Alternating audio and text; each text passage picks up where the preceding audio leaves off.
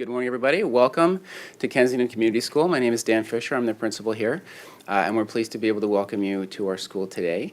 Kensington School is what we like to think is a small school with a big heart, and there's lots going on here, lots of extra programs, and we're certainly a big part of the Kensington Market community and the Chinatown community, and we're very pleased to be able to show off a little bit of what we do today for all of you.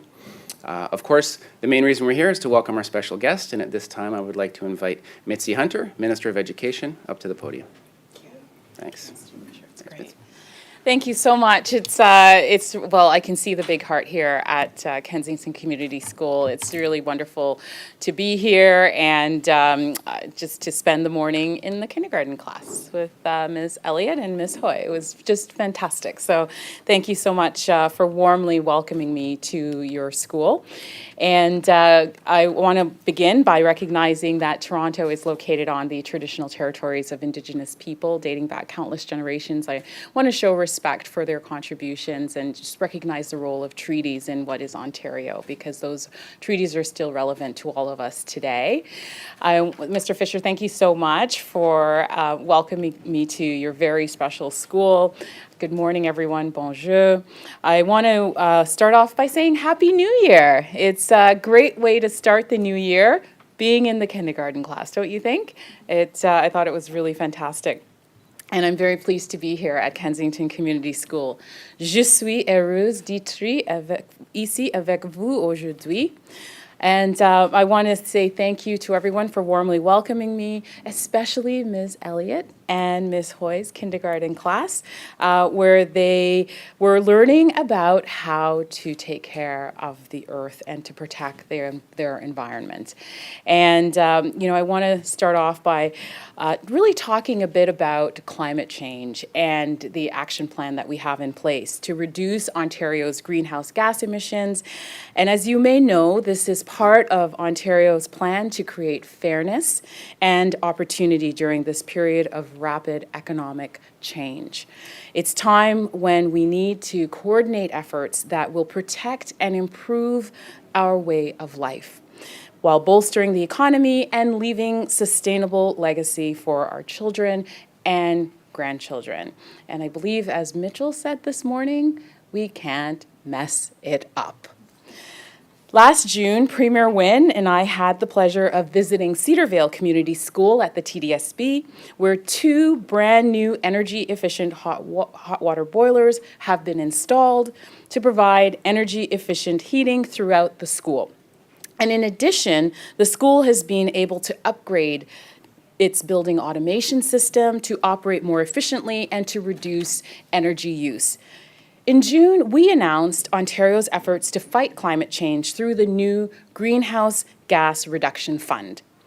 Many of you here will be familiar with investments our government has been making to fight climate change. For instance, the Ontario Green Fund supports homeowners by saving them money through big rebates for completion of low-carbon, energy-efficient renovations to their homes. Our government strongly believes in protecting our environment, which is why our Cap and Trade program takes proceeds and invests in schools across Ontario. And our efforts to fight climate change also means that students across Ontario will have healthier places to learn as well as to grow.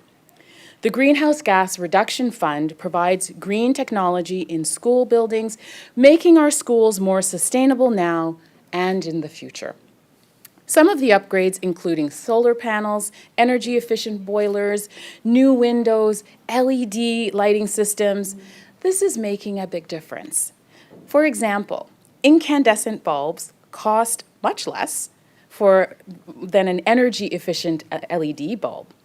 But a typical incandescent bulb lasts only about 1,000 hours, while an LED bulb lasts 25,000 hours. And this greatly decreases our primary carbon footprint. And that's energy efficient as well as environmentally friendly too.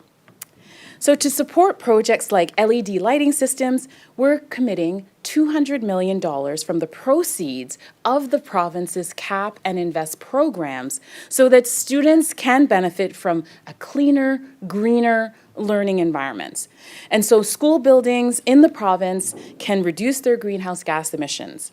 We know that steps like these will contribute to a healthier, cleaner, low-carbon province for everyone.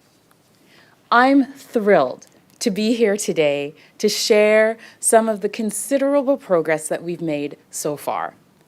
Since last June, students at 594 schools across the province are now benefiting from energy-efficient upgrades, totaling more than $81 million.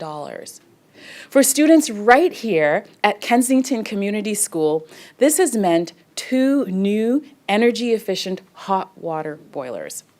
This allows staff to adjust the temperature for different classrooms throughout the day, depending on the needs of our staff and students here at the school, so that students are learning in a comfortable classroom on those unpredictable days like today.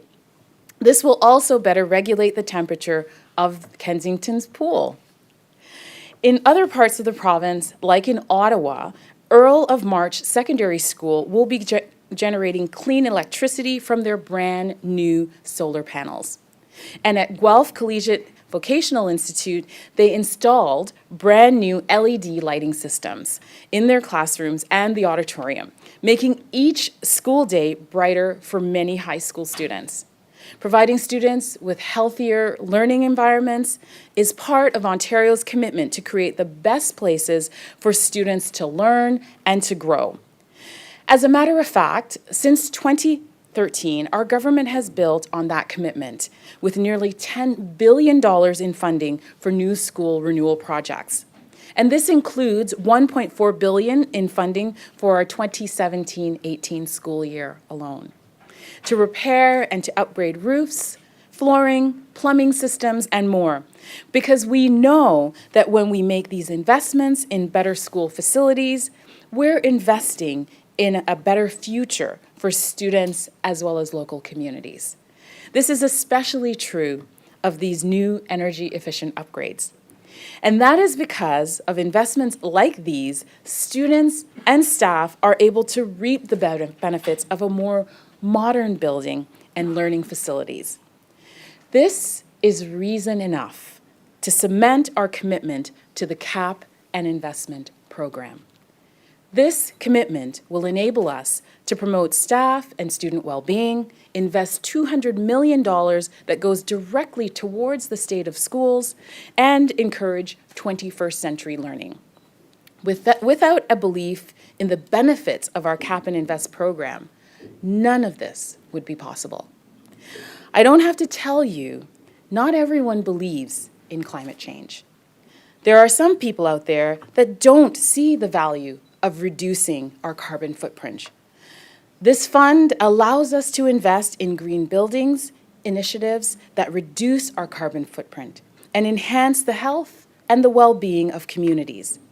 With more work still underway, I cannot wait to see what projects, other school initiatives will further address climate change. And I'm pleased that in 2018, Ontario's schools will continue to do their part to reduce greenhouse gas pollution, while they benefit from investments in the Greenhouse Gas Reduction Fund. We look forward to even more energy-efficient school renewal projects to be completed in communities across the province. So thank you, merci, and miigwech. Any questions? I am happy to take those questions.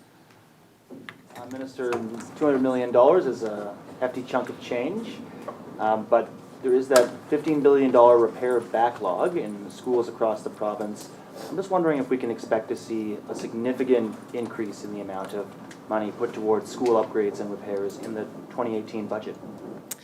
And that's something that we certainly take very seriously, the learning environments of all of our students, where they're learning. So I know that with the upgrades that we're making with the Green Ontario Fund, this is allowing schools to bring in more energy and efficient systems like the boiler system that's been put in place here at Kensington School.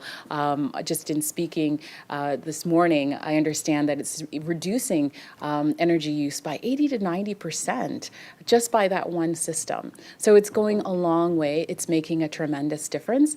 But we know that more is needed in school repair and renewal, and that's exactly why we have invested $1.4 billion in school boards so that they can prioritize their school renewal projects on an annualized basis. So we want to continue to make those investments in our schools. We know that great learning environments are needed for student well-being, for student achievement, and we're very much committed to doing that moving forward and to increasing those investments. Well, thank you so much. I want to thank our parent council members that are here today as well. It's very important that the whole school community comes together to support this beautiful community school. So thank you so much for having me here at Kensington Community School this morning. Mitzie, can I just throw in one other? Sorry. Oh. The backlog goes 15 billion, as Chris was saying, and you mentioned like 1.4 to the board, so that's still a huge gap. So this is Are we going to see something more on that in the budget, do you think? This is an annual investment, and so it allows boards to prioritize their projects and to keep up with that backlog and that repair. In addition to that, we of course have a capital program as well. We have committed $15 billion in school infrastructure. We've built over 800 new schools and extensively expanded and repaired 820 schools across the province. So while we have our capital program underway with the infrastructure commitments, we also have our school renewal program in place so that school boards can prioritize their needs to renew and to repair and to upkeep our schools. So we're very committed to that. We have an ongoing commitment to school renewal. Sorry to mess up your extra over there. Okay. That's okay. If I can survive kindergarten class, this is fine. That was good. Thank you.